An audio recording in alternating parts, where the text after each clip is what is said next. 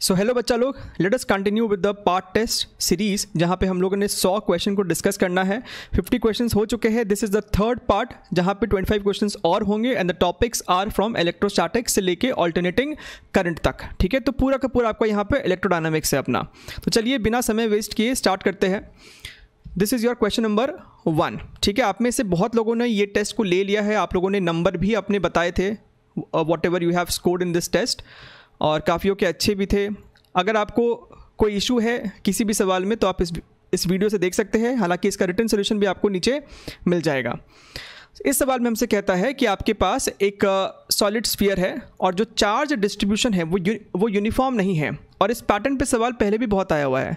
This is the charge density distribution. ठीक है, हमसे पूछ रहा है कि किसी भी दूरी R1 पे आप बताइए इलेक्ट्रिक फील्ड कितना होगा। तो जब भी आपसे किसी डिस्टेंस R1 पे इलेक्ट्रिक फील्ड पूछता है तो हमें ये पता है that electric field at distance R1 is nothing but KQ inside upon R1 का स्क्वायर।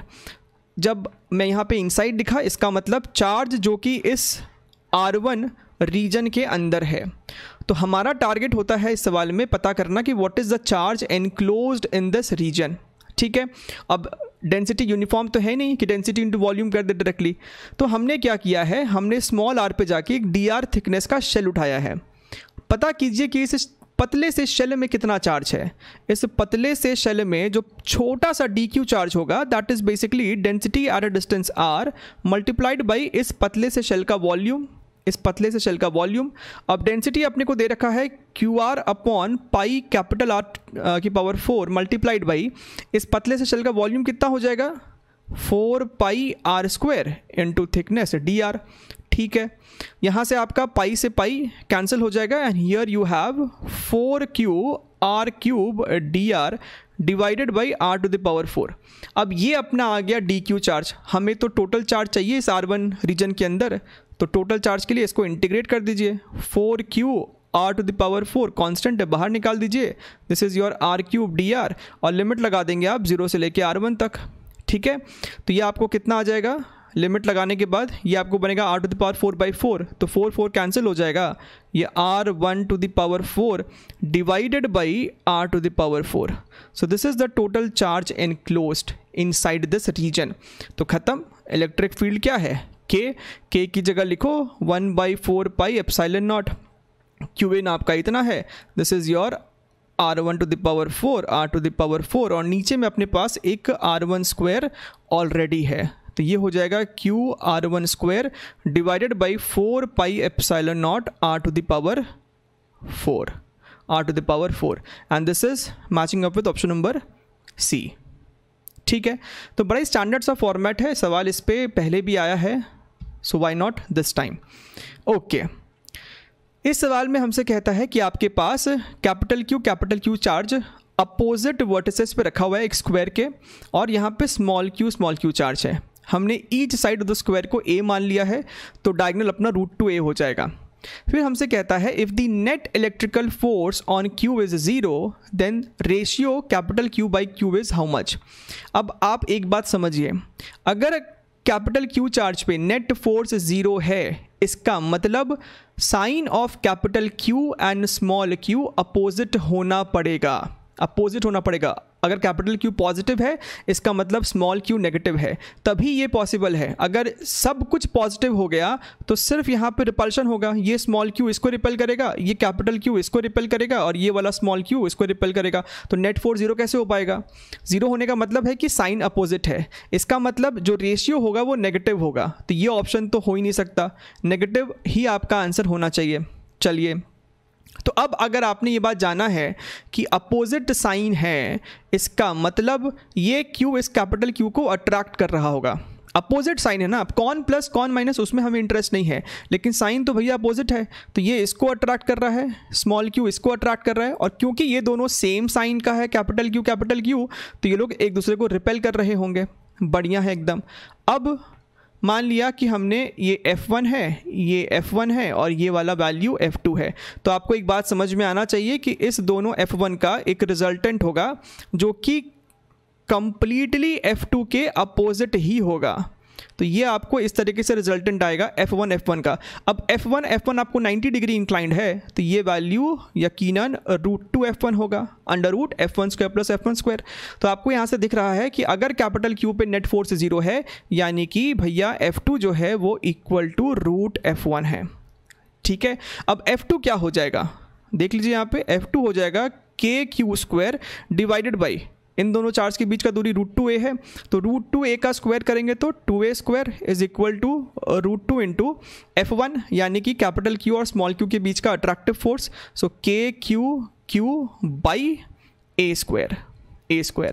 ठीक है, तो यहाँ से आपका a² खत्म, K और एक Q खत्म। तो यहाँ से आप देख सकते हैं capital Q by small q is equal to 2√2 और माइनस साइन लगा दीजिए क्योंकि हमको पता है कि दोनों अपोजिट साइन का है, राइट। तो उसमें तो कोई डाउट है ही नहीं, तो ए इसका आंसर हो जाएगा। आगे बढ़ते हैं, let us move to the third question. Okay, 2 long parallel wires at a distance 2d apart, they carry steady equal currents flowing out of the plane of the paper as shown, the variation of field along the x dash। तो ये अपना dot दिखा रहा है कि यहाँ पे आपको करंट आउट द प्लेन है, सिमिलर यहाँ पे भी है, दोनों आपको इनफाइनाइट वायर से, लॉन्ग वायर से। ठीक है, हमें फील्ड का वेरिएशन बताना है। अब आप समझिए यहाँ पे एक बार में प्रॉब्लम सॉल्व हो सकता है। आप ध्यान से अगर देखें, let us talk about region right to wire number 2। हम इस रीजन की बात कर रहे हैं। इस रीजन में अगर आप बात करें तो 2 के वजह से जो फील्ड होगा उसका डायरेक्शन क्या होगा, you can use your right hand thumb rule.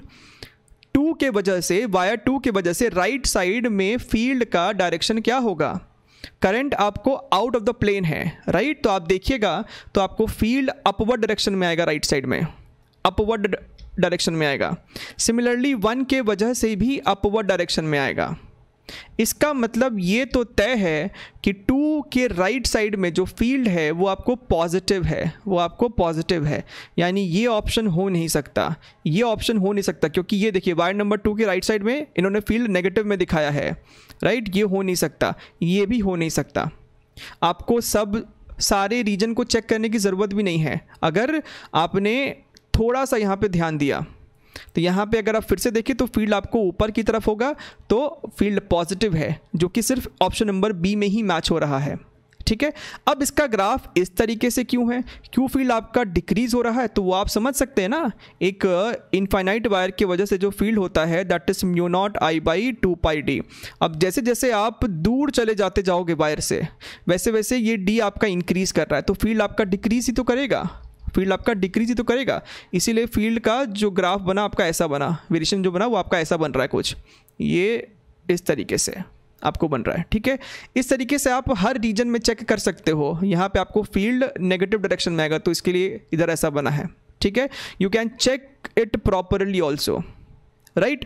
चलिए आगे बढ़ते हैं, बहुत ज़्यादा इसमें समय देने का ज़रूरत था नहीं। अब देखिए अगेन एक स्टैंडर्ड क्वेश्चन है जो कि हर बच्चे को आना चाहिए, ये वैरायटी उनको आना चाहिए। A thin semi circular ring of radius r has a positive charge q distributed uniformly over it, the net field E at the centre O is how much. तो ये आपके सामने एक सेमी सर्कुलर रिंग है, इसके ऊपर total charge जो है वो स्मॉल q है, रेडियस इसका r है। ठीक है, हमसे इस सेंटर पॉइंट पे फील्ड पूछ रहा है, तो हम क्या किए, हमने थीटा पे जाके डी थीटा का एक एलिमेंट उठा लिया, तो इस एलिमेंट का लेंथ कितना हो जाएगा, आर डी थीटा। अब आप ध्यान से सोचिए, तो इस आर डी थीटा एलिमेंट पे चार्ज कितना होगा, एक छोटा सा डी क्यू चार्ज कितना हो जाएगा, चार्ज पर यूनिट लेंथ, सेमी सर्कल है, लेंथ पाई आर होगा, multiplied by this is charge पर unit length multiplied by the length itself. तो यहाँ पे आर से आर आपका कटा, this is your Q D theta by pi. So this is the small charge on this small element. अब इस element के कारण इस पॉइंट पे इलेक्ट्रिक फील्ड आपको इधर की तरफ होगा, एक छोटा सा जो डी इलेक्ट्रिक फील्ड होगा वो ऐसा होगा। अगर आप ध्यान से देखें तो इसके दो कंपोनेंट्स लिए जा सकते थे, एक ऐसा और एक ऐसा। ये एंगल थीटा है तो ये एंगल भी थीटा है, यानी कि ये वाला कंपोनेंट हो जाएगा डी ई कॉस थीटा और ये कंपोनेंट हो जाएगा डी ई साइन थीटा। अगर आप लॉजिकली सोचे, जैसा एलिमेंट यहाँ है वैसा ही एलिमेंट यहाँ पे भी होता है, वैसा ही एक एलिमेंट यहाँ पे भी होता, तो इस एलिमेंट के कारण यहाँ पे भी एक डी इलेक्ट्रिक फील्ड आता, उसका भी ये कंपोनेंट होता, ये कंपोनेंट होता। तो आपको क्या एक बात समझ में आ रही है कि हॉरिजॉन्टल कंपोनेंट कैंसिल आउट होते चले जाएंगे, हॉरिजॉन्टल कंपोनेंट कैंसिल आउट होते चले जाएंगे। इसका मतलब सिर्फ वर्टिकल कंपोनेंट को ही इंटीग्रेट करना है। बात समझ में आ रही है? हर एलिमेंट के वजह से यहाँ पे जो वर्टिकल कंपोनेंट होगा वही बचेगा, horizontal component at the end of the day cancel हो जाने वाला है। तो जो इलेक्ट्रिक फील्ड होगा that is integral D sine theta, D sine theta. बढ़िया। अब डी मतलब छोटे से डी क्यू चार्ज के वजह से यहाँ पे जो इलेक्ट्रिक फील्ड है simply K Q by are square, right. So K D Q divided by are square and here you have sine theta. K को आप बाहर निकाल दो और उसे 1/4 पाई एप्सिलॉन नॉट लिख दो। डी क्यू की जगह हम ये लिख सकते हैं Q D theta by pi. तो क्यू और पाई तो कांस्टेंट है, बाहर खींच लो, नीचे में आर स्क्वायर भी कांस्टेंट है, बाहर रखो, और अंदर आपके पास बचेगा सिर्फ साइन थीटा डी थीटा। हमें इस पूरे रिंग को कवर करना है तो थीटा पे लिमिट लगेगा 0 से लेके पाई तक का। बढ़िया है सर।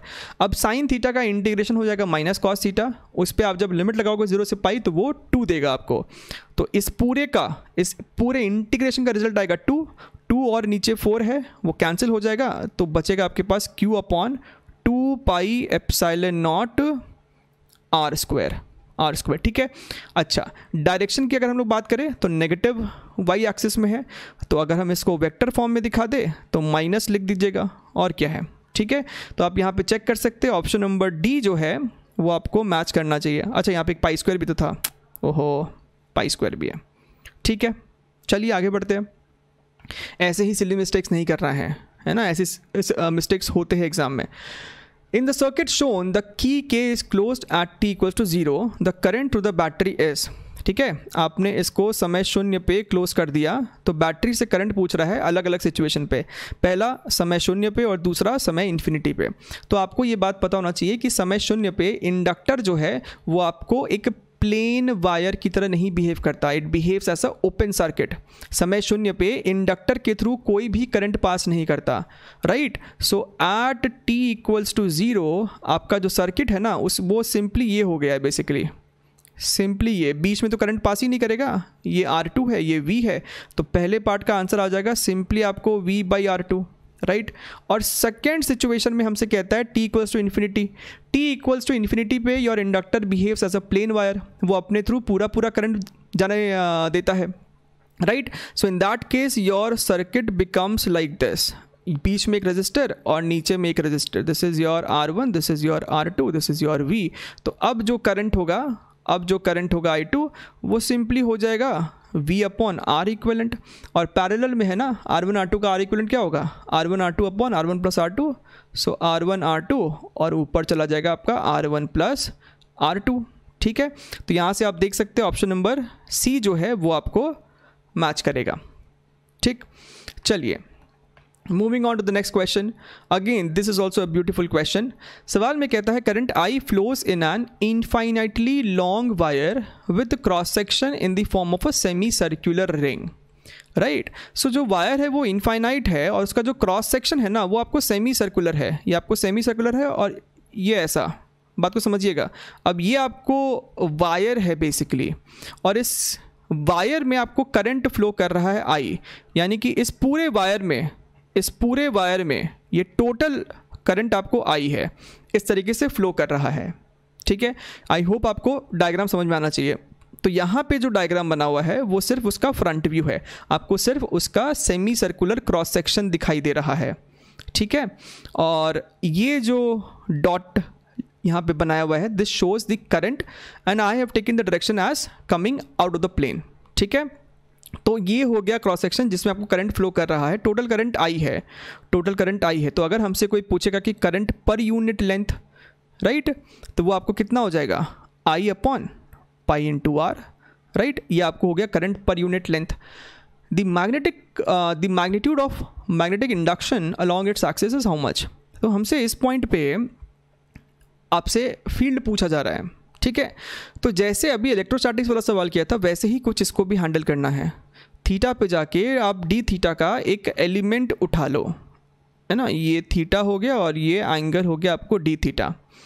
अब इस छोटे से आर डी थीटा रीजन में आपको करंट फ्लो कर रहा है, ठीक है।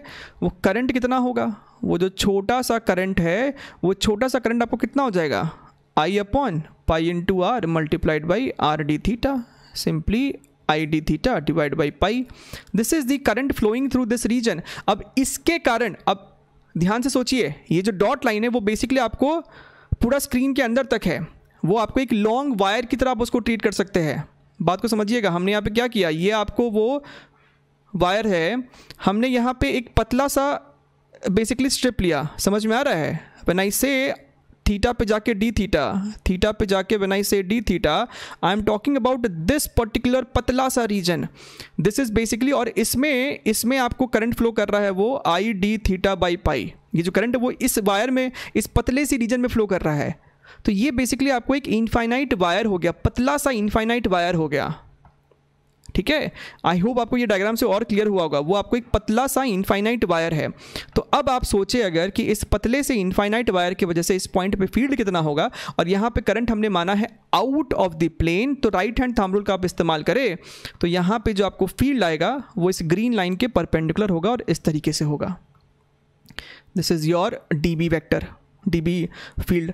अब इस फील्ड का भी आप दो कॉम्पोनेंट ले सकते हो, ध्यान से देखिएगा थोड़ा सा, इस फील्ड का भी आप दो कंपोनेंट ऐसा लोगे, ये थीटा है तो ये 90 माइनस थीटा बोले तो ये theta, this means this fellow is your d B sine theta and this is your d B cos theta.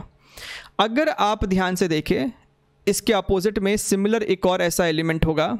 अब इस डॉट के वजह से आप ध्यान से देखिए, right hand, use right hand thumb rule, इस डॉट के वजह से इस पॉइंट पे जो फील्ड होगा, again look here very very carefully, आपने यहाँ से भी इसको ऐसा कनेक्ट किया करके, तो अब जो फील्ड होगा वो आपको इस ग्रीन लाइन के परपेंडिकुलर होगा, ऐसे ऐसे, ठीक है।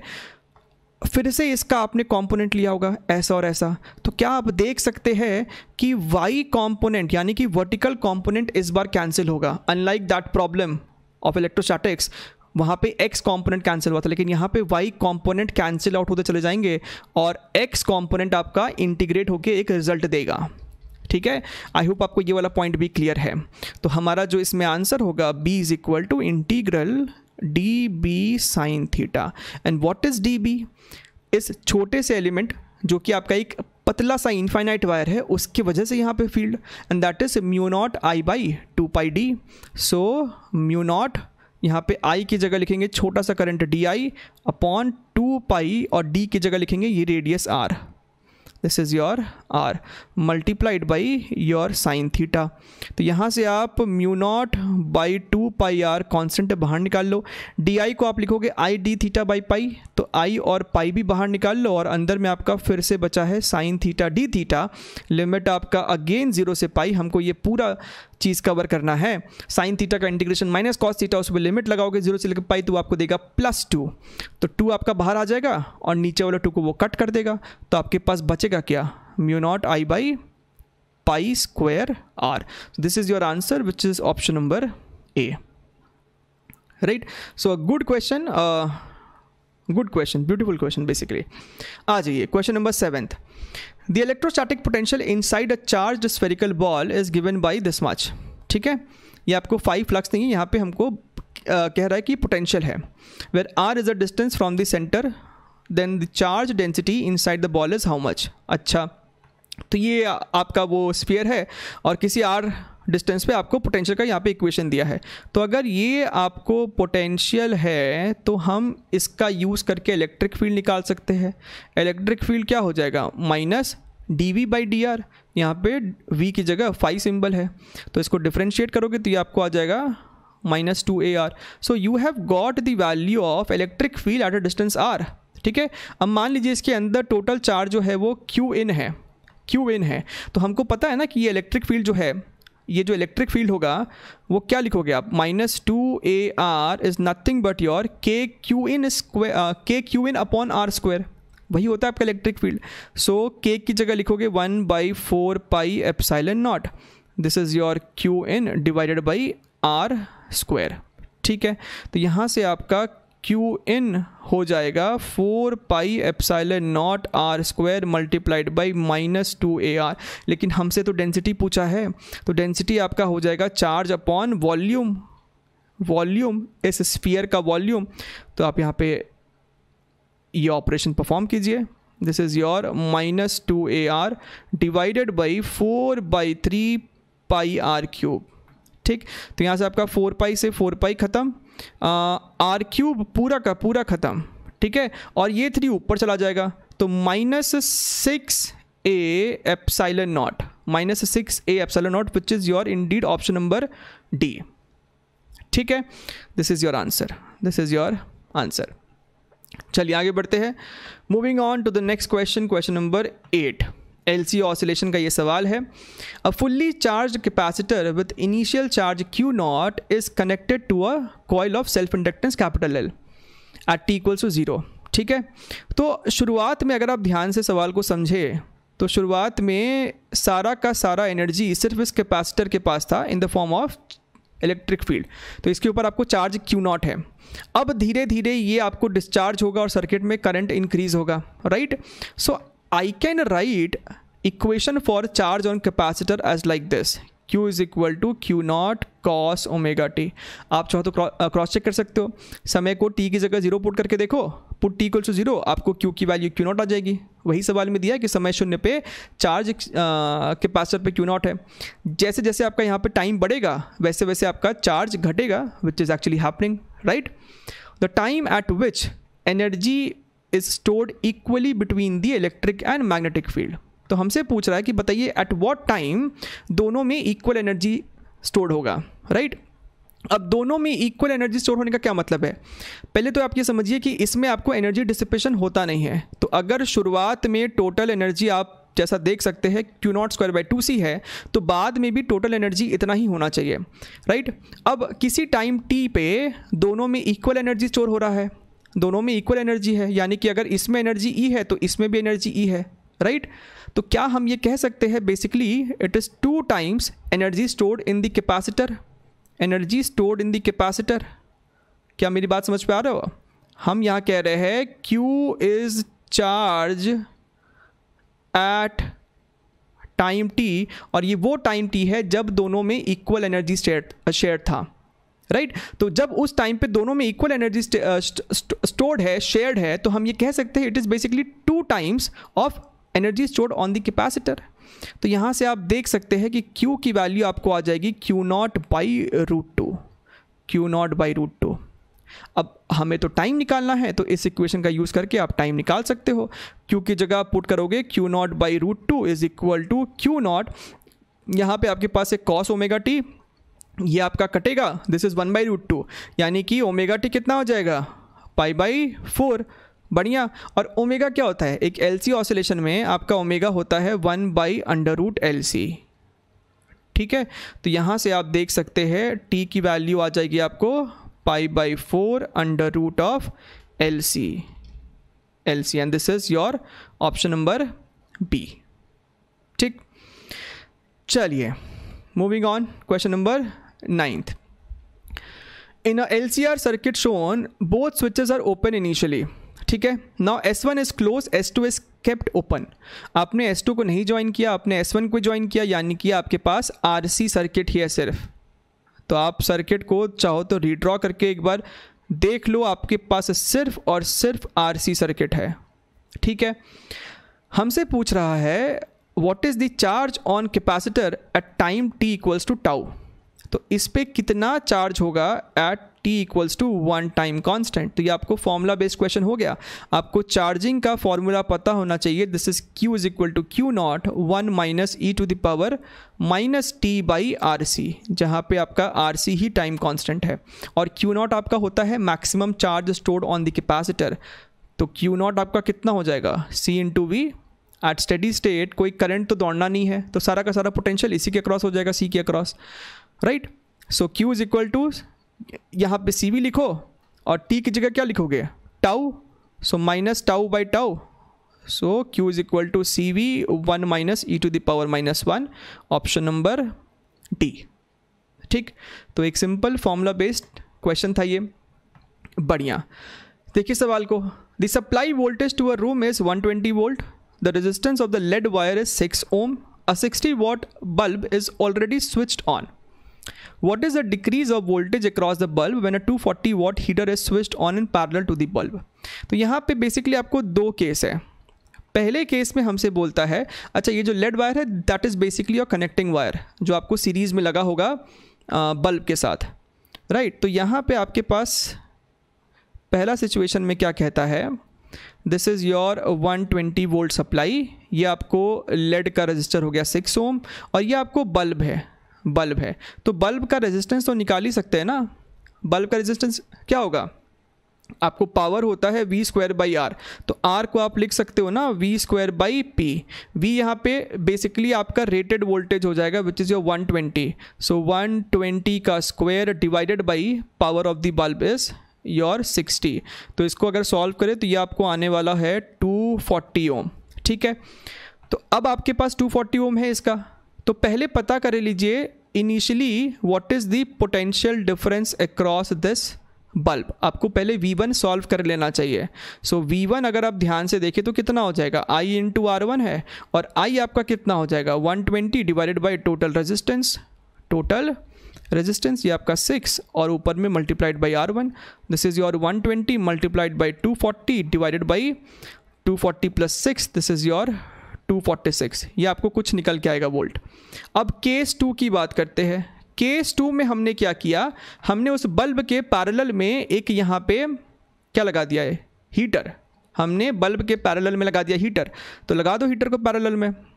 ये डायग्राम आपका अब ऐसा हो गया, यहाँ पे हमने लगा दिया एक हीटर, ठीक है।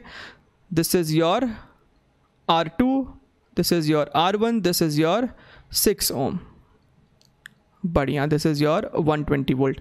अब हमसे जो आंसर निकालना है हमें निकालना है what is the decrease of voltage across bulb.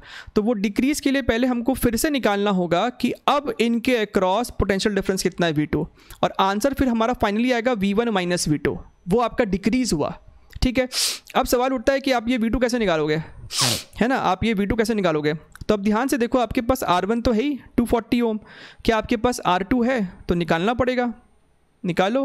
R2 is again what, V²/P, V तो अपना 120 है, 120 स्क्वायर बाई, और हीटर का पावर 240 है, दिस इज़ योर 240, तो ये आपको आ जाएगा 60 ohm, ठीक है, दिस इज़ योर 60 ohm। अच्छा, अब आप इसको, अब आप इस सर्किट को थोड़ा सा रिड्यूस कर डालो, R1 R2 का भी इफेक्टिव निकाल लो। What is the effective resistance of R1 R2, ये तो आपका 120 वोल्ट ही है, ये आपका 6 है। सो R1 R2 में R2 60 है और R1 आपका 240 है, ठीक है। तो ये कितना आ जाएगा, what will be this much, parallel लगाया है ना, so this is your 240 multiplied by 60 divided by your 300, right. So this is how much, ये आपको हो जाएगा 5 and this is going to be your 5, 4 and 8, ये आपका हो गया 48 ohms, this is your 48 ohms, ख़त्म। अब आपको पता करना है कि इसके अक्रॉस ये V2 कितना है। सो फिर से ऊपर वाले तरीके का इस्तेमाल करेंगे, V2 is equal to this current I into 48 and current is 120 divided by total resistance which is your 54 multiplied by 48। यहाँ से सॉल्व कीजिए, आपको कुछ निकल के आएगा, और फिर आप जब ये V1 माइनस V2 करेंगे तो आपको एग्जैक्टली 10.4 यानी कि ऑप्शन नंबर A आंसर निकल के आ जाएगा। आई होप आपको ये सवाल पूरा क्लियर है, ठीक है। तो ये अपना क्वेश्चन नंबर 11 है। इसमें हमसे कहता है कि a metallic rod of length L is tied to a string of length 2L and made to rotate with a angular speed omega on a horizontal table, right. और फील्ड आपका perpendicular to the rod है, vertical field है आपको, ठीक है। तो ये रहा वो आपका रॉड जिसका लेंथ L है, ये वो धागा है 2L लेंथ का, और इस पॉइंट के अबाउट ये पूरा सिस्टम रोटेट कर रहा है। तो हमें इस रॉड के अक्रॉस इंड्यूस्ड EMF पूछा जा रहा है, ठीक है। तो आप ध्यान से देखिए, अगर आपको इस लेवल का फॉर्मूला ध्यान में है तो अच्छी बात है, नहीं पता है वेरी फाइन। आप ध्यान से देखिए, आप क्या कीजिए, आप यहाँ पे x पे जाके dx लेंथ का एक छोटा सा एलिमेंट ले लो, एक छोटा सा एलिमेंट ले लो, ठीक है। अच्छा, इस एलिमेंट का लेंथ dx है और इस एलिमेंट का भी जो वेलोसिटी है that is what, omega into x. ये v कितना हो जाएगा, ओमेगा इंटू एक्स। तो ये जो छोटा सा एलिमेंट है जिसका वेलोसिटी ओमेगा इंटू एक्स है, जिसका लेंथ डी एक्स और फील्ड इसके परपेंडिकुलर है बी, तो इस छोटे से एलिमेंट के अक्रॉस एक छोटा सा ईएमएफ कितना इंड्यूस हो जाएगा, motional EMF B L V. So B L की जगह डी एक्स लिखोगे और वेलोसिटी की जगह ओमेगा एक्स लिखोगे। अगर ये छोटे से एलिमेंट का इतना है आपका ईएमएफ, तो टोटल निकालने के लिए क्या करोगे, इंटीग्रेट कर दोगे। So total EMF is equal to B आपका कांस्टेंट बाहर निकाल दो, ओमेगा को बाहर निकाल दो, this is your x d x. Main खेल लिमिट का है, तो रॉड स्टार्ट हो रहा है 2L पे और रॉड ख़त्म हो रहा है 2L प्लस L पे, यानी कि 3L पे। तो यहाँ पे आपका हो जाएगा बी ओमेगा एक्स का इंटीग्रेशन एक्स स्क्वायर बाई 2, तो 2 को बाहर रखो on this is your x square 2L से लेके 3L। ठीक है, तो यहाँ पे आप लगाओगे तो ये आपको हो जाएगा 9L square minus 4L square which is your 5L square. So B omega L square, ये एक 5 आ जाएगा और नीचे में आपको एक 2 रहेगा विच इज़ योर ऑप्शन नंबर ए। ठीक, चलिए आगे बढ़ते हैं। अगला सवाल क्वेश्चन नंबर 12। आपके पास ये एक लॉन्ग रॉड है ए बी लेंथ का और उस पर टोटल चार्ज क्यू है, यूनिफॉर्मली डिस्ट्रीब्यूटेड है, इसका लेंथ कैपिटल एल है। The electric potential at the point O, इस पॉइंट पे हमसे पोटेंशियल पूछ रहा है due to this entire rod. तो फिर से ये सवाल आप इंटीग्रेशन से निकाल लेंगे आसानी से। एक्स पे जाके डी एक्स लेंथ का एक छोटा सा एलिमेंट कंसिडर कर लो, है ना, और इस छोटे से एलिमेंट के कारण यहाँ पे ओ पॉइंट पे क्या पोटेंशियल है वो लिख डालो। तो डी वी पोटेंशियल यानी कि छोटा सा पोटेंशियल ड्यू टू दिस छोटू सा एलिमेंट विच इज़ के डी क्यू अपॉन एक्स। इस छोटे से एलिमेंट के कारण यहाँ पे पोटेंशियल क्या होगा, के क्यू बाई आर होता है फॉर्मूला, तो लिख दिया के डी क्यू बाई एक्स। अच्छा, and what is this D Q? D Q is charge पर unit length multiplied by length. तो यहाँ पे आप देख सकते हैं ये आपको हो गया डी वी को अब आप मारेंगे इंटीग्रेट तो ये v हो जाएगा। यहाँ पे आपका k कांस्टेंट है, q कांस्टेंट है, l कांस्टेंट है, बाहर आ जाएगा this is your dx by x. Integration के लिए लिमिट कहाँ से कहाँ तक, तो l पे रॉड चालू हो रहा है और 2l पे रॉड खत्म हो जाएगा, l से लेके 2l तक। k को आप लिख सकते हो 1/4 pi epsilon not, so q upon 4 pi epsilon not, एक l है। dx बाई एक्स का इंटीग्रेशन log x, और उस पर जब लिमिट लगाओगे l से लेके 2l तो अल्टीमेटली आपको log 2 ही बचने वाला है, log 2 ही आपको बचने वाला है। सो यहाँ पे आप देख सकते हैं ऑप्शन नंबर ए जो है वो मैच कर जाएगा। ठीक, चलिए आगे बढ़ते क्वेश्चन नंबर 13। इसमें हमसे बोलता है कि आपके पास एक इनफाइनाइट करंट कैरिंग वायर है जिसमें आई करंट दौड़ रहा है and there is some external magnetic field जिसका डायरेक्शन इसके करंट के पैरेलल है। तो ये रहा, वो हरे से दिखा दिया है, बढ़िया है। अब हमसे पूछता है कि एक डी डिस्टेंस पे, जहाँ पे आपको डी दे रखा है, डी इज 2 सेंटीमीटर, तो डी डिस्टेंस पे बताइए आपको रिजल्टेंट फील्ड कितना होगा। रिजल्टेंट क्यों पूछा, हरा तो हो गया आपको एक एक्सटर्नल फील्ड, और इस वायर के कारण भी तो इस पॉइंट पे एक फील्ड होगा which is into the plane. Right hand thumb rule use करो, यहाँ पे आपको आएगा इनटू द प्लेन एक फील्ड, तो रिजल्टेंट कितना हो जाएगा, बी एक्सटर्नल और इस ब्लू वाले के बीच में एंगल 90 डिग्रीज का है। So you can see that B resultant is nothing but under root of B external का स्क्वायर प्लस इस बी का स्क्वायर। अब आपको सवाल में बी एक्सटर्नल दे रखा है 4 × 10⁻⁻4 टेस्ला। सबसे पहले आपको सॉल्व कर लेना चाहिए ये बी की value which is nothing but μ0 I by 2 pi D. ठीक है, सिंपल सा अपने पास एक स्ट्रेट फॉरवर्ड फॉर्मूला है, तो μ0 को आप लिख सकते हो 4 पाई × 10⁻⁻7, आई की जगह आप लिखोगे 30 एम्पियर डिवाइडेड बाई 2 पाई, और डी आपका कितना हो जाएगा 2 सेंटीमीटर है ना, सो 2 × 10⁻²। ठीक है, तो यहाँ पे आप ध्यान से देखिए 2 और 2 पाई 4 पाई है, तो इस 4 पाई को ख़त्म कर देगा, और ऊपर में आपके पास कितना हो जाएगा ये 10⁻⁻5, तो इफेक्टिवली ये दिख रहा है हमको 3 × 10⁻⁻4 टेस्ला। अब कितना प्यारा सा वैल्यू है, ये 4 है ये 3 है, तो आप देख सकते हैं इसका जो रिजल्टेंट निकल के आएगा that is 5 × 10⁻⁻4 tesla which is your option number C. ठीक, आगे बढ़ते हैं, moving on to the next question, question number 14। इस सवाल में कहता है a torque of 10⁻⁻5 is required to hold a magnet at 90 degree with the horizontal component of earth's magnetic field. तो मान लीजिए कि आपका जो मैग्नेट है ना उसका मैग्नेटिक मोमेंट m है, और हमको पता है कि अगर आपका m मैग्नेटिक मोमेंट का एक मैग्नेट फील्ड में है तो उस पर जो टॉर्क लगता है due to magnetic field, the torque is nothing but m cross b। M cross B.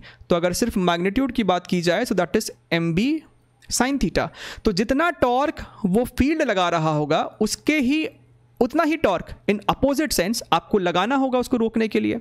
तो हमसे सवाल में कहता है कि इतना टॉर्क आपको लगाना पड़ा रोकने के लिए, which means this is also equal to the torque applied by the field, applied by the field. तो क्या आपको एक बात समझ में आ रहा है that this is the torque which is also equal to M B sine theta. बात क्लियर है। अब जब एंगल 90 डिग्री था तो टॉर्क कितना है, जब एंगल 30 डिग्री है तो बताइए टॉर्क कितना होगा, राइट। तो पूरे कार्यक्रम में आपका m तो बदला नहीं, magnetic field which is the horizontal component of earth's field, ये बेसिकली आपको BH है, वो भी नहीं चेंज हुआ, सिर्फ थीटा ही तो चेंज हो रहा है। तो क्या हम यहाँ से कह सकते हैं कि torque is proportional to sine theta, right. So क्या यहाँ से हम कह सकते हैं कि tau 2 upon tau 1 is equal to sine theta 2 by sine theta 1, जहाँ पे थीटा 2 आपको 30 डिग्री हो जाएगा इस बार। सो टाउ 2 हमें निकालना है, टाउ 1 हमें दे रखा है 10 to the power -5, right. This is your sine 30 degrees divided by sine 90 degrees. तो क्या आप देख सकते हैं कि जो टाउ 2 आ रहा है that is your 1/2 10 to the power -5 newton metre, right. या फिर अगर हम इसको 1/2 कर दे तो ये आपको हो जाएगा 0.5, so 5 × 10 to the power -6 newton metre. अब यहाँ पे एक प्रॉब्लम ये हो गया कि ये ऑप्शन भी दिख रहा है और ये ऑप्शन भी दिख रहा है, तो थोड़ा सा यहाँ पे ऑप्शन सेटिंग का इशू है, राइट। आंसर की में सिर्फ ऑप्शन नंबर ए दिया है लेकिन यहाँ पे दो ऑप्शन सही दिख रहा है, ठीक। बाकी कॉन्सेप्ट यही है। चलिए आगे बढ़ते, क्वेश्चन नंबर 15। अब very standard and straight forward question हमसे पूछता है बताइए इसका आर इक्विवेलेंट कितना है, ठीक है। तो इसमें हम लोग क्या अप्लाई करते हैं, पॉइंट पोटेंशियल। अब ध्यान से देखिए, इस पॉइंट को अगर आपने ए बोला है तो यहाँ से ऊपर जाइए, यहाँ तक आइए, कोई एलिमेंट बीच में नहीं मिला, यानी कि इस पॉइंट का पोटेंशियल भी आप ए ही बोल सकते हैं। इस पॉइंट का पोटेंशियल बी है तो आप नीचे से देखिए कोई एलिमेंट नहीं है, यानी कि इस पॉइंट का पोटेंशियल भी बी है। तो अगर आप इस सर्किट को रीड्रॉ करके देखें तो ए और बी के बीच में कौन कौन से रजिस्टर है, 6 ओम, 6 ओम एंड 6 ओम, राइट। सब के सब रजिस्टर ए और बी पॉइंट के ही बीच में है। तो यहाँ से इफेक्टिवली हमको समझ में आना चाहिए कि तीनों रेजिस्टेंस बेसिकली पैरेलल में ही था। तो ये आपको हो जाएगा 6/3 यानी कि 2 ohm. Answer is option number B. चलिए आगे चलते हैं सर, क्वेश्चन नंबर 16। देखिए इस सवाल में हमसे कहता है कि आपके पास 2 कॉन्सेंट्रिक हॉलोस्फीयर्स है, राइट। दोनों पे मिला के जो चार्ज है वो कैपिटल Q है, ठीक है, यानी कि Q1 + Q2 वो कैपिटल Q है, लेकिन दोनों पे सरफेस चार्ज डेंसिटी सेम है। अगर बाहर वाले पे सिग्मा माना है तो अंदर पे भी सिग्मा है। तो बताइए potential at the common centre कितना होगा, ठीक है। अब बच्चे इसको लंबे तरीके से सॉल्व करते हैं, वो इस वाले को Q मान लेते हैं तो अंदर वाले को capital Q minus small q और फिर Q निकालते हैं, फिर लगाते हैं फॉर्मूला, राइट। सिंपल सा पॉइंट है, टोटल चार्ज कैपिटल Q है और टोटल सरफेस एरिया कितना है, sigma is basically total charge upon total surface area. तो अंदर और बाहर दोनों स्फीयर को मिला के सरफेस एरिया इतना है। दिस इज योर सिग्मा, और सिग्मा सेम है दोनों पे, तो यही सिग्मा आपको अंदर भी, यही सिग्मा आपको बाहर भी है। अब आप ध्यान से अगर देखें तो हमसे सी पॉइंट पे पोटेंशियल पूछा जा रहा है। अंदर वाले शेल की वजह से पोटेंशियल हो जाएगा KQ2/R और बाहर वाले की वजह से हो जाएगा KQ1/R, राइट। हम Q2 को क्या लिख सकते हैं, सिग्मा आपको होता है charge upon surface area, right. तो हम चार्ज को क्या लिख सकते हैं, चार्ज को हम लिख सकते हैं sigma into surface area which is your 4πr²। तो लिखो यहाँ पे this is your K/R, right, K/R, this is your sigma 4πr² plus K/R, this is your sigma 4πR²। बढ़िया सर। अब आप ध्यान से देखिए तो आपका एक R तो ख़त्म, राइट। आप यहाँ पे चाहो तो सिग्मा K4π कॉमन निकाल सकते थे, निकाल लो। अब सिग्मा को यहाँ पे सब्स्टिट्यूट करो, ये आपको हो जाएगा Q/4πR² plus small r² multiplied by K की वैल्यू भी लिखो 1/4πε0। ऊपर में आपके पास एक 4π है और एक R+R है, ठीक है। तो यहाँ से आपका 4π से एक 4π ख़त्म, तो ऊपर में हमको दिख रहा है capital Q into small r plus capital R divided by 4πε0 R² plus small r square, and this is indeed matching up with option number D.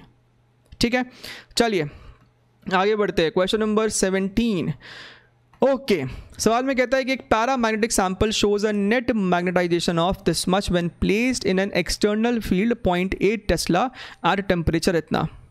अगर सेम सैंपल को आपने 0.3 टेस्ला में प्लेस किया है एट दिस टेम्परेचर, तो बताइए what is the magnetisation. तो magnetisation जो होता है that is proportional to B upon capital T. अगर ये आपको ध्यान में है तो फिर सवाल में कुछ बचा ही नहीं। सो आप लिख सकते हैं कि m2 upon m1 is equal to b2 upon b1 multiplied by t1 upon t2, right, जहाँ पे 2 is used for final parameters and 1 for initial parameters. तो हमको m2 निकालना है। हमें m1 दिया है क्या? हाँ दिया है 10। हमें b2 दिया है क्या, यानी कि फाइनल फील्ड दिया है जनाब 0.3। b1 दिया है क्या? 0.8। ठीक है, T1 T1 यानी कि इनिशियल टेम्परेचर 4 केल्विन और बाद में टेम्परेचर है 16 केल्विन। ठीक है, तो ये आप पहले ही कट कर दो, दिस इज़ योर इतना, यहाँ से डेसिमल भी उड़ा दो, राइट। तो यहाँ पे आप देख सकते हो m2 जो हो जाएगा that is 3 × 10 divided by 4 × 8, right. This is your 2 5, this is your 4, so 15/16। तो ये आपको आंसर है which is your option number C. ठीक, चलिए आगे बढ़ते हैं। Question number 18। इसमें कहता है the internal resistance of cell is negligible, the steady state current in 2 ohm resistor is, right. तो स्टेडी स्टेट की बात की जा रही है। स्टेडी स्टेट पे कैपेसिटर के थ्रू कोई करंट नहीं फ्लो करता है, तो ये पूरा सर्किट को हम ऐसा ड्रॉ कर सकते हैं। बीच में अगर सी में करंट नहीं फ्लो करेगा तो 4 ओम का भी कोई रोल नहीं है। तो ये आपका सर्किट है। फिर हमसे पूछता है बताइए 2 ओम के थ्रू, यानी कि ये I1 की वैल्यू कितनी है। ठीक है, तो बड़ा ही सरल सा बात है। सबसे पहले आप ये कैपिटल I निकाल लो, ये कैपिटल I निकाल लो। तो कैपिटल I कितना हो जाएगा? Voltage upon equivalent resistance. ये 2 और 3 आपको पैरेलल में है, 2 और 3 आपको पैरेलल में है, यानी कि 2 × 3 डिवाइडेड बाई 2 + 3। ठीक है, प्लस और इनके साथ 2.8 सीरीज़ में था, तो आप देख सकते हो 6 अपॉन ये आपको हो जाएगा 6/5, यानी कि 1.2 + 2.8 is 4, so this is 1.5 ampere. अब आपको पता चल गया है कि करंट इज 1.5 एम्पियर। अब आपको पता करना है कि ये I1 की वैल्यू कितनी है, ठीक है। बहुत से बच्चों को इसका डायरेक्ट फॉर्मूला पता होता है कि डिस्ट्रीब्यूशन किस तरीके से हो रहा है, नहीं पता है कोई तकलीफ नहीं है। ये I1 आपको बेसिकली क्या होगा? Potential difference across this AB, यानी कि VAB divided by this 2 ohm, right. And what is this VAB? क्या हम कह सकते हैं कि ये जो VAB होगा वो आपको current into equivalent resistance of this setup होगा। So basically 2 × 3 divide by 2 + 3। ठीक है, तो आप देख सकते हो कि आपका ये 2 और 2 कैंसिल हो जाएगा। I हमको पता है 1.5 है, this is your 3 divided by 5, तो ये आपको आ जाएगा 0.9 ampere. Option number B is the correct answer. ठीक है, चलिए आगे बढ़ते। Question number 19। बढ़िया, सवाल में कहता है कि आपके पास यहाँ पे एक इनफाइनाइट वायर है, वो वायर आया, फिर यहाँ से करंट आपका डिवाइड हुआ। अब इधर भी इनफाइनाइट वायर, इधर भी infinite wire, so due to symmetry I/2 divide हो गया। हमसे O पॉइंट पे फील्ड पूछ रहा है, मैग्नेटिक फील्ड पूछ रहा है due to the entire setup. अब आप ध्यान से देखो तो इस P1 वायर के वजह से तो कोई फील्ड नहीं होगा, क्योंकि इस वायर को आप एक्सटेंड करो तो ये इस O पॉइंट से पास करता है। अच्छा, P2 वायर के वजह से फील्ड होगा, और उस फील्ड का डायरेक्शन अगर आप ध्यान से देखो, राइट हैंड थंब रूल का यूज़ करो, तो P2 के वजह से O पॉइंट पे इनटू द प्लेन है, मान लीजिए B0 है। लेकिन P3 के वजह से O पॉइंट पे जो फील्ड होगा वो आपको आउट ऑफ द प्लेन होगा, मैग्नीट्यूड उसका भी B0 होगा। सिमेट्रिक है ना सब कुछ, जैसा माहौल ऊपर है वैसा ही माहौल नीचे भी है। तो एक इनटू एक आउट, यानी कि इन दोनों भी कैंसिल हो जाएंगे। तो रिजल्टेंट फील्ड O पे कितना आएगा? 0, ख़त्म। पेन चलाने का ज़रूरत नहीं था सवाल में। ध्यान से देखिए, स्टैंडर्ड क्वेश्चन है ना, 2021 में तो बहुत बार पूछा जा चुका है फेब्रुअरी मार्च में। आपके पास यहाँ पे एक पैरेलल प्लेट कैपेसिटर है और बीच में डाइलेक्ट्रिक मीडियम से K1 एंड K2, राइट। और क्या दिया हुआ है? इक्वल थिकनेस दे रखा है, यानी कि ये वाला जो डिस्टेंस है वो आपको D/2 होगा, ये वाला भी आपको d/2 है, ठीक है। अब हमको पता है कि ऐसे सेटअप को हम कन्वर्ट कर सकते हैं दो इंडिविजुअल कैपेसिटर्स इन सीरीज़, राइट। ये वाला C1, ये वाला C2। आप C1 C2 सॉल्व करो और उसके बाद लगा दो फॉर्मूला ऑफ सीरीज़। अगर आप ध्यान से देखो तो क्या हम C1 को लिख सकते हैं K1A epsilon not divided by width यानी कि d/2।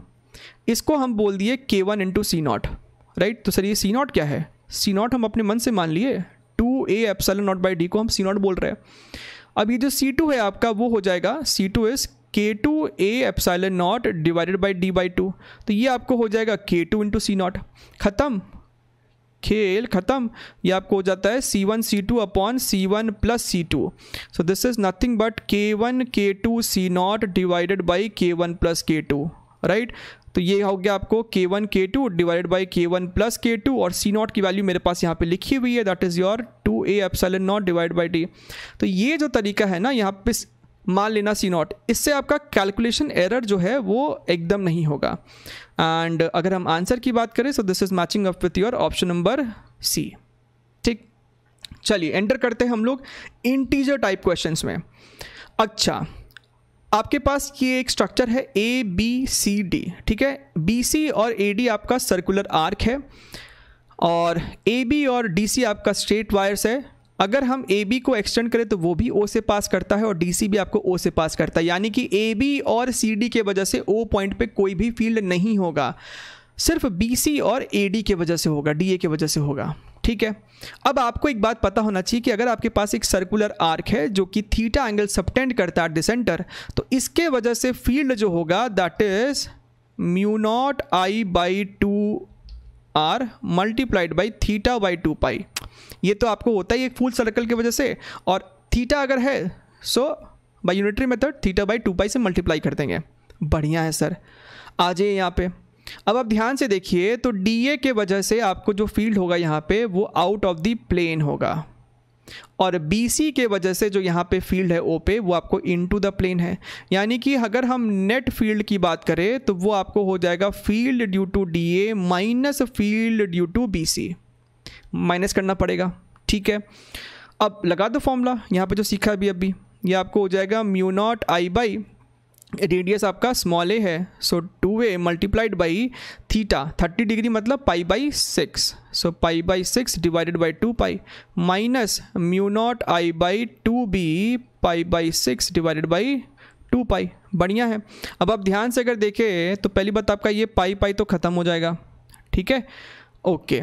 यहाँ पे आपको आ रहा है 1/12 और यहाँ पे एक 2 है तो 24, तो क्यों ना μ0I बाई 24 को कॉमन ले लिया जाए और अंदर में आपका बचेगा 1/a माइनस 1/b।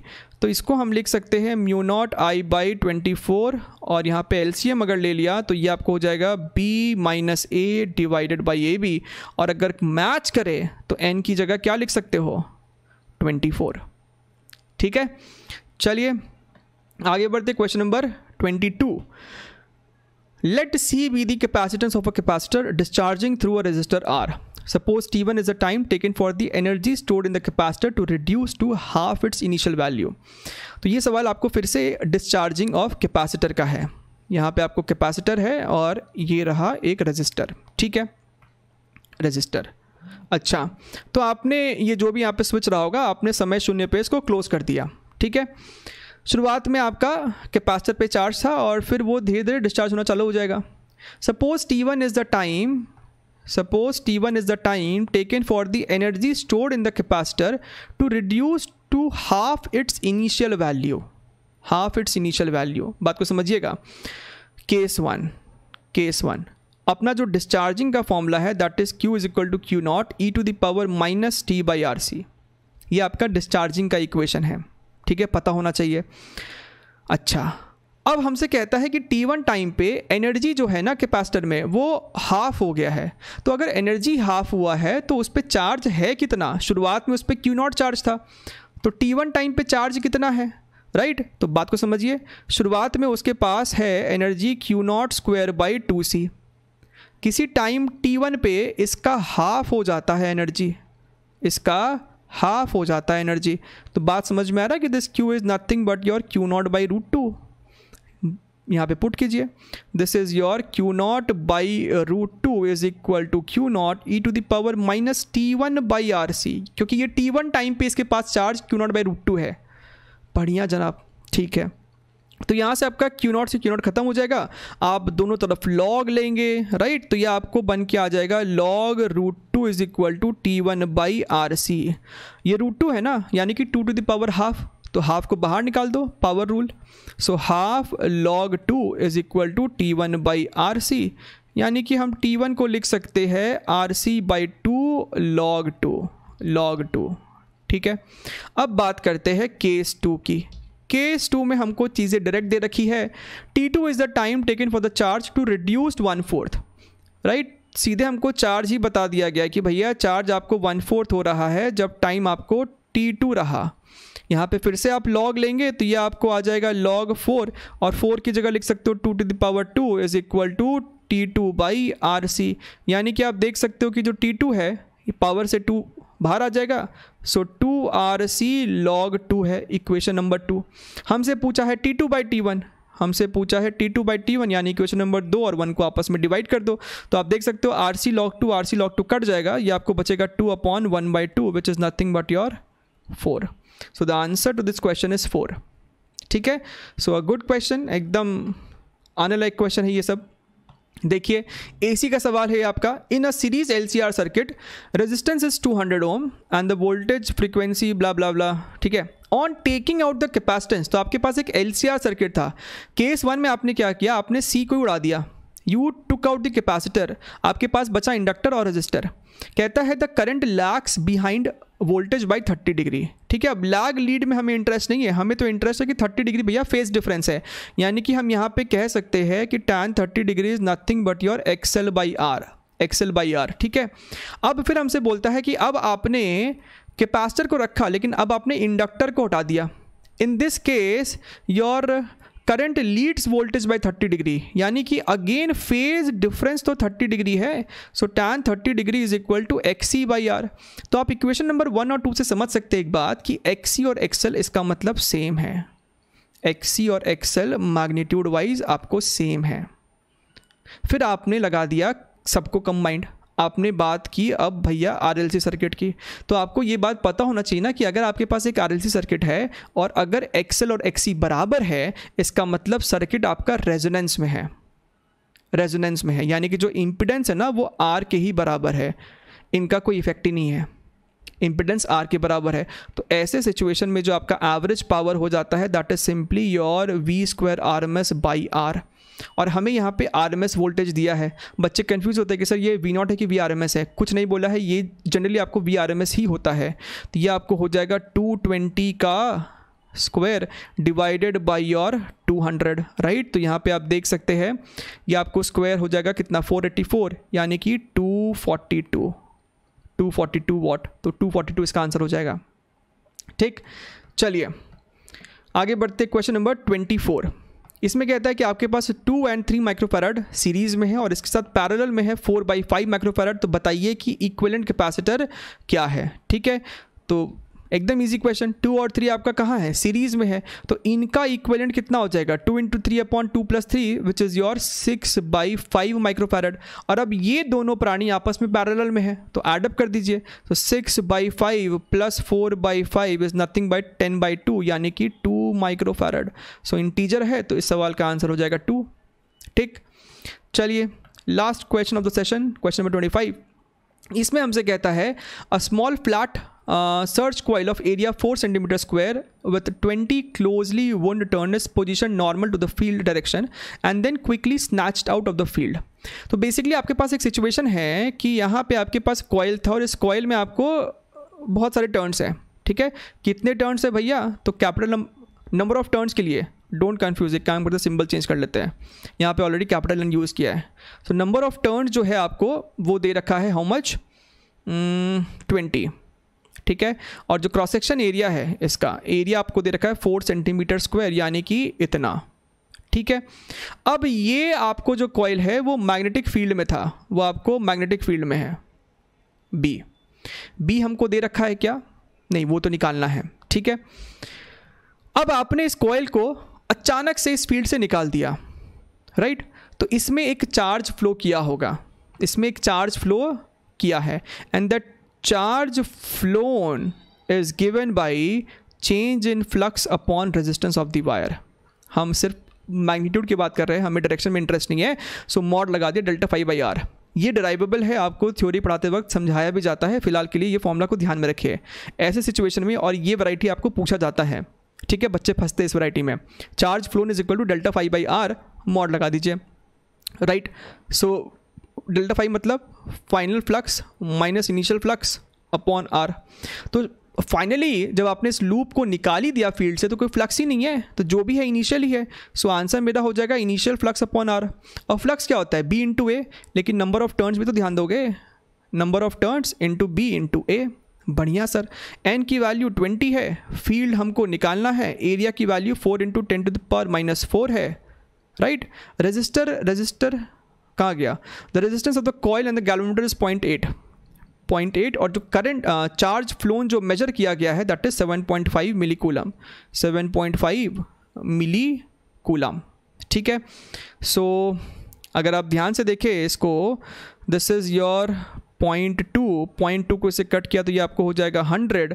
तो यहाँ से हम देख सकते हैं B is equal to, this is your 7.5 into 10⁻⁻1, लेकिन हमें यहाँ पे -2 बनाना है, 75 इंटू 10⁻⁻2 टेस्ला। सो आप देख सकते हैं इस n की वैल्यू 75 आ जाएगी, ठीक है। चलिए, आई होप आपको ये पूरा सेशन अच्छे से समझ में आएगा और ये आपको डेफिनेटली हेल्प करेगा आपके आने वाले एग्जाम्स के लिए। Take care, best of luck.